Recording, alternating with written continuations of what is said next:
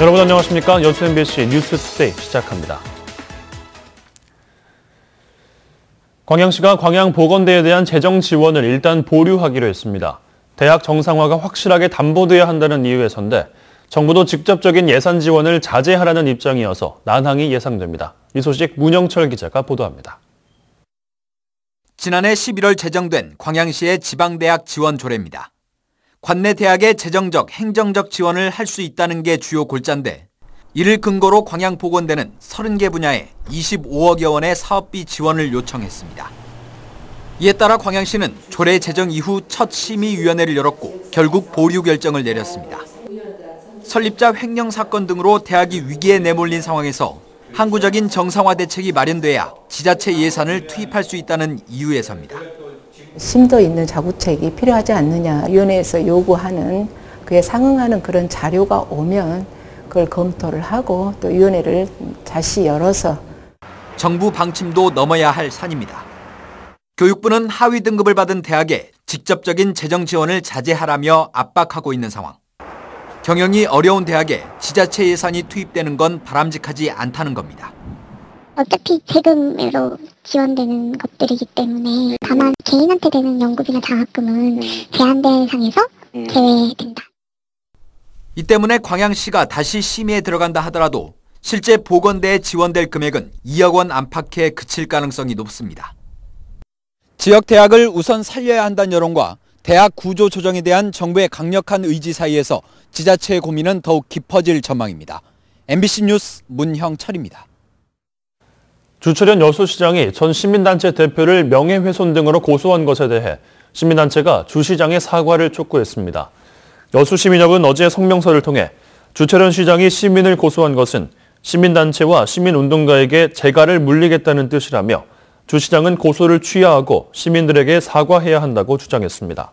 한편 주철현 여수시장은 최근 상포지구 특혜 의혹과 관련해 허위 사실을 유포하고 선거법을 위반했다며 전 시민단체 대표 A씨를 경찰에 고소했습니다. 여수시 상포지구 특혜 의혹을 재수사하고 있는 검찰이 관계자들을 지명 수배했습니다. 광주지검 순천지청은 토지 매각 대금을 챙긴 뒤 회사 돈 수십억 원을 횡령한 혐의를 받고 있는 개발업체 대표 김모 씨 등 2명을 조사하기 위해 소환을 통보했지만 이들이 검찰에 출석하지 않고 잠적해 법원의 체포영장을 발부받아 추적하고 있습니다.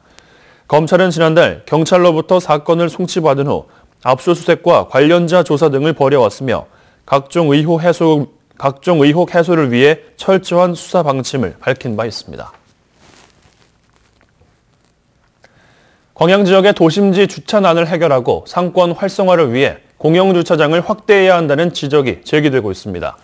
광양시에 따르면 지난 2013년 7만 900여 대였던 자동차 등록 대수는 지난해 8만 2천여 대로 해마다 3천 대 가까이 늘었습니다.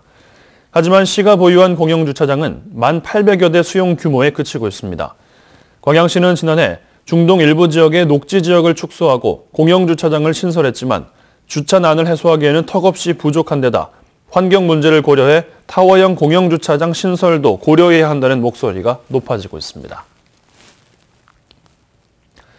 올겨울 유례없는 한파로 지역 농가들의 피해가 우려되고 있습니다. 특히 겨울 가뭄 여파가 봄까지 이어질 경우 생산량 차질까지 우려돼 농민들의 시름이 깊어지고 있습니다. 김종수 기자가 보도합니다. 한창 가지치기가 이루어져야 할 유자 농장이 한산합니다. 누런색을 띠고 있는 유자나무 이파리들은 올해 작황 부진을 가늠케 합니다. 예상치 못한 한파와 겨울 가뭄으로 유자나무가 고사위기에 처하자 농민들은 애가 탈 수밖에 없습니다. 이상하게 날씨가 이렇게 춥고 또 비다운 비가 오지 않아가지고 나무가 거의 이렇게 됐을 때는 죽을 걸로 지금 생각하고 있어요. 풍부한 일조량과 적정한 기온으로 작물 재배에 최적지로 꼽히던 고흥군도 올겨울 이상 기온을 피해갈 수 없었습니다. 사만사온으로 불리던 겨울철 온도 분포와 달리 영하 10도를 넘나드는 한파가 지속되면서 작물들의 피해가 우려되고 있습니다. 특히 영하 9도의 냉기 속에서도 버텨왔던 유자는 동장군의 위세 앞에 생육 시기를 놓치고 있습니다. 본격적인 재배까지 시간적 여유가 있는 마늘과 양파도 당분간 마음을 놓을 수 없습니다. 유례없는 겨울 가뭄이 봄까지 이어질 경우 제때 물대기를 할 수 없어 생산량 차질이 불가피하기 때문입니다. 자치단체가 나서 현장 방문과 기술 지도를 강화하고 있지만 뾰족한 대안 찾기가 힘듭니다. 가뭄이 계속적으로 이어질 수 있기 때문에 특히나 물 주는 그 관수 설비를 꼭 설치하셔서 물 주기를 지속적으로 하셔야 될 것 같고요. 4월 정도까지는 지켜봐야 될 것 같습니다. 아직 뚜렷한 피해 규모조차 확인이 어려운 상황에서 내년 재배까지 걱정해야 할 상황. 계절은 입추를 넘어 봄을 재촉하고 있지만 농민들의 마음은 여전히 꽁꽁 얼어붙고 있습니다. MBC 뉴스 김종수입니다. 올겨울 계속된 한파로 거문도 해풍쑥의 출하가 한 달가량 늦어졌습니다. 여수시는 거문도 해풍쑥이 매년 1월 중순쯤 출하됐지만 올해는 강한 한파의 영향으로 이달 중순부터 본격적으로 출하를 시작했다고 밝혔습니다. 한편 올해 거문도에서는 190여 농가가 440여 톤의 쑥을 생산해 지난해보다 2억 원 정도 증가했습니다. 쌀쌀한 바람이 불면서 어제보다는 2, 3도씩 기온이 떨어져 있는데요.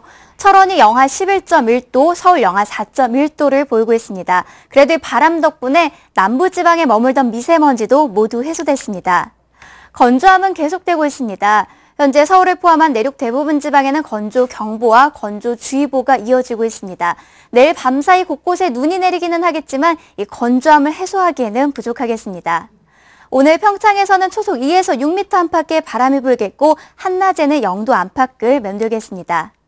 이 시각 기온 서울이 영하 4.1도, 강릉 영하 1.7도, 전주 역시 영하 1.7도를 보이고 있고요.